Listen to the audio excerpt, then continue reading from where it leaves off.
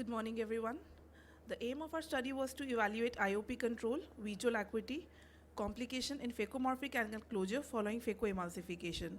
It was a prospective, non-randomized interventional consecutive case series of 25 consenting patients of phacomorphic angle closure attack of less than 10 days. Complete ophthalmic workup was done, which included slit lamp examination, applanation tonometry, gonioscopy of other eye to rule out angle closure, B-scan ultrasonography to exclude posterior segment pathology, IOP lowering followed by phacoemulsification under topical anesthesia with PCIUL was done by single surgeon at our center. Follow-up visits were done on day 1, day 5, 1 month and 3 months post-operatively, and complete ophthalmic workup was done as well. So what made phacoemulsification challenging was the shallow chamber, high intralenticular pressure, risk of peripheral capsulorexic tear, and risk of endothelial cell loss. To overcome these challenges, we used the technique devised by Rao et al.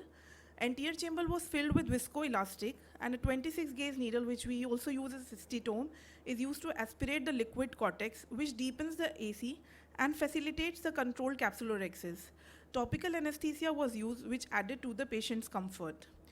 So our results were, mean age of presentation was 67.68 years. Female to male ratio was 3:2, maybe because of socioeconomic constraints.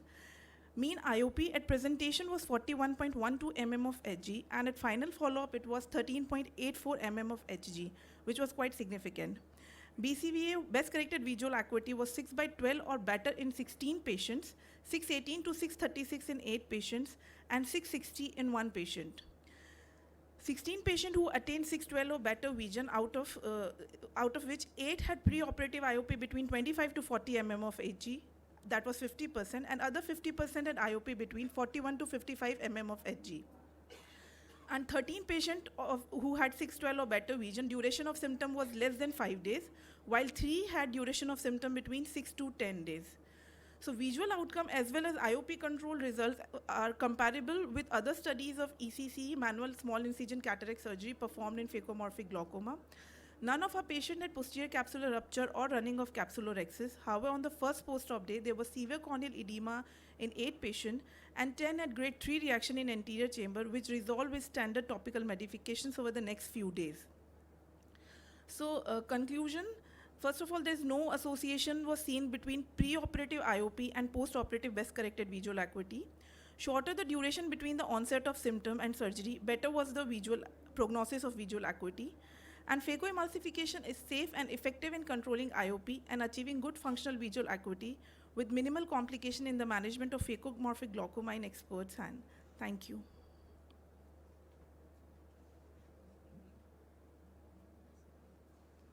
Yeah, it's known like phacomorphic glaucoma have these issues, and you did mention about endothelium being compromised. Did you look at endothelium post-operatively with the normative data or maybe normal? No, we haven't done any specular count.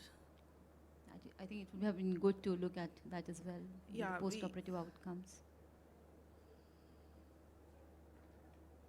Okay, thank you. We can have our next speaker then. Thank you, everyone.